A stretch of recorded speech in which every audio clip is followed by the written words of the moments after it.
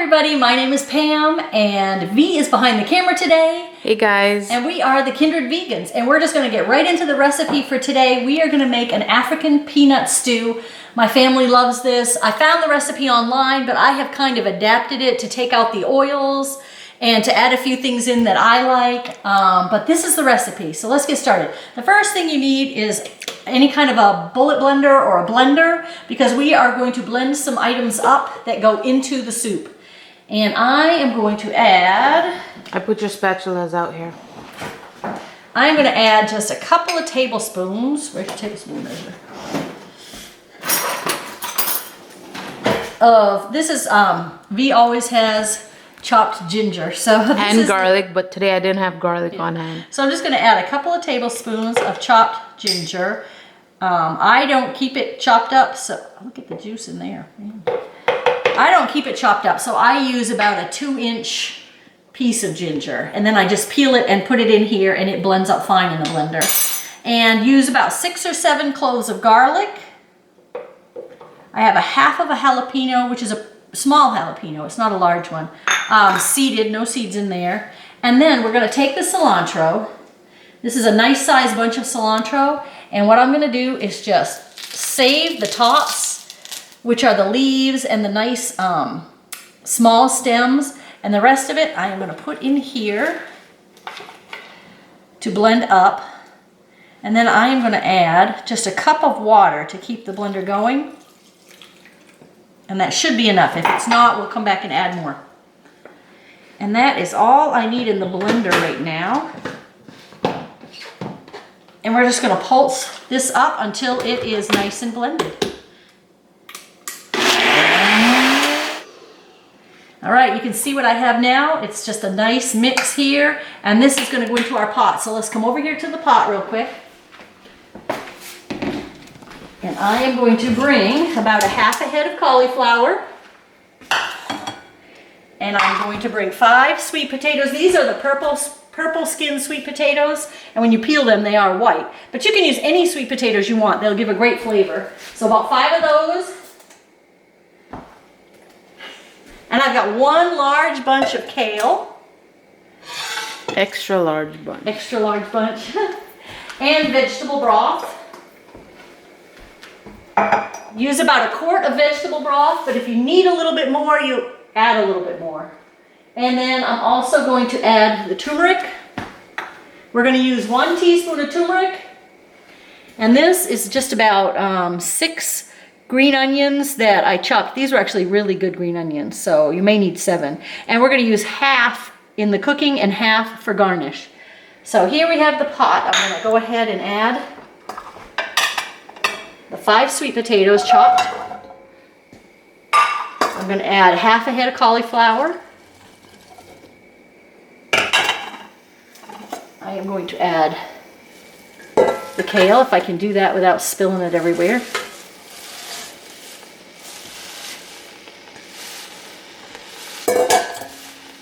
I'm going to add the mixture here. This is our ginger, our garlic, our jalapeno, and our cilantro. I'm going to add that in.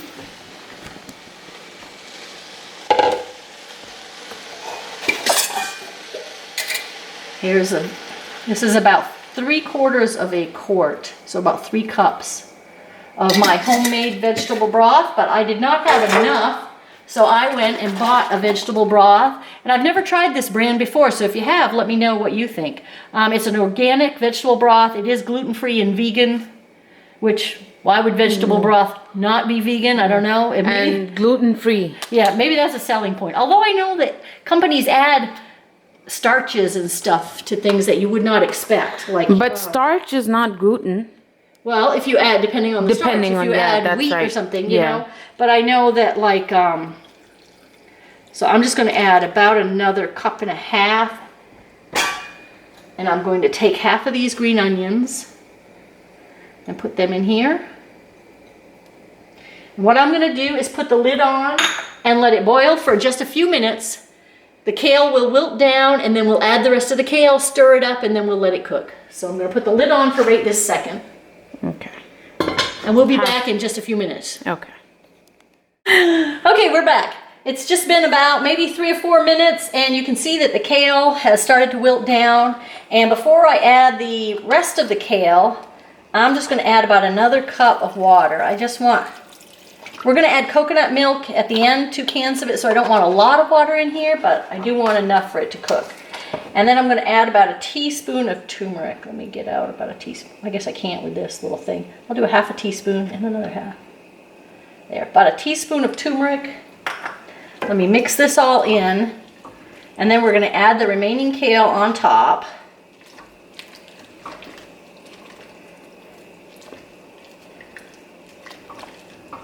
Yeah, that's starting to smell really good. I can smell can you smell that? The cilantro and the green onions and everything in there, the ginger. It's starting to smell really good. All right. We're gonna add the rest of the kale on top, and then all you do is let this cook until the sweet potatoes are soft. And what we're gonna do is mash some of the sweet potatoes. We're gonna give it a mash. You still want a little bit of texture to it, but you wanna mash a lot of it into the broth. Yeah, so we're gonna let that cook. It'd probably take about 15 to 20 minutes for this to all cook, and I'll probably stir it once or twice in the process, but we will be back when those sweet potatoes are fork tender, so we'll see you in a few minutes.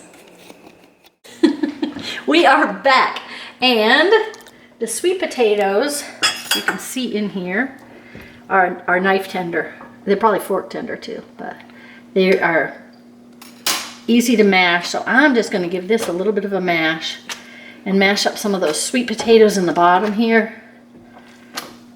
You want to have, some chunks, but I think some helps the soup to thicken a little bit. And you can see using the purple potatoes, which are actually white, instead of the red potatoes, you know what I mean? You have the orangey color from the turmeric, but it's not as bright orange. There, I think that's really good. Now what I'm going to do is add just 2 teaspoons of sugar. This is a coconut sugar, but you could by all means use whatever you want. You could use maple syrup. I just didn't want that maple syrup flavor in here. And then I'm going to use the juice of a lime. Let me flip it over and get all the limey goodness out. So that was half, and here's the other half. And I think the lime just adds so much to it. When you taste it, you will know. If you don't, once you taste it, you will know if you need a little bit more lime. Well, you always need something to brighten up these dishes, Yeah. So. And you will notice the difference. And I know if I make a bigger batch, I can always tell. It's like, oh, I need a little bit more lime in there. Because it just adds so much. And then I am going to add about a half a cup of peanut butter, but I am just going to eyeball it because I love peanut butter. I don't think you can have too much peanut butter. So. And this is fresh ground peanut butter, guys. Yeah. This actually comes out from the machine, so. But I will say, peanut butter is one of those things, I think we've mentioned it before, that you really need to read your labels. Yeah. There are peanut butters in just about every grocery store now that are only peanuts, on the shelf. Yep. But you have to read your labels because so many add oil, sunflower oil or canola oil or soybean oil, and they add salt and they add sugar. I mean, they want you to like their brand. Yeah. So they kind of all have their own ingredients that they add. So peanut butter, you really need to read the label. Yeah. So I usually get it from those machines that they have, the fresh ground ones. Yeah. I Some of the just get grocery those, stores, we have it. If you live around here, Ingalls has that, and Food Matters Market has that. And I know there's the Food Lion does not, but Food Lion has their own nice organic brand of peanut butter that's just peanuts. Because I've used that in a pinch before too. I'm just going to stir this and make sure the peanut butter is well incorporated before I add the coconut milk. And then I'm going to add a little bit of salt and pepper. And you just add salt and pepper to taste. So I have 2 cans of coconut milk that I'm going to add to this. Let me get through the fat on the top. There.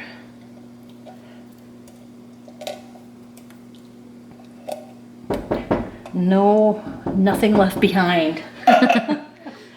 No man left behind. Okay.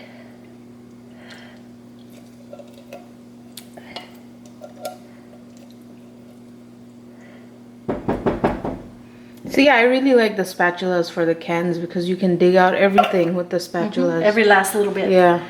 So let's stir that in, and you will see it all start coming together as that the fat in the coconut milk that was solidified starts to melt as it gets hot. I'm going to turn up the heat just a little bit. Oh yes, no, there it goes. Turn up the heat just a little bit so that we can warm it all up. I'm going to add a little salt and a little pepper. And you add how much you want. I am going to add probably, that was probably a half. I'm going to add about a teaspoon maybe of salt. And probably just a half a teaspoon of pepper. Maybe even a little bit less.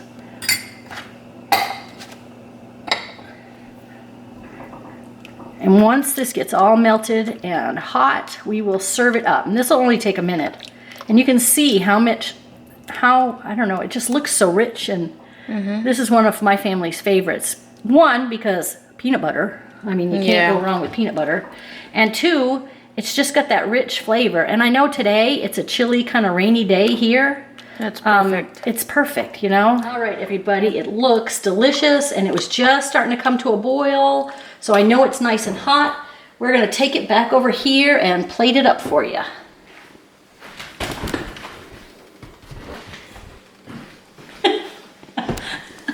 Okay, and what I have here is rice. My bad. I'm gonna put a little bit of rice here in the bottom of the bowl.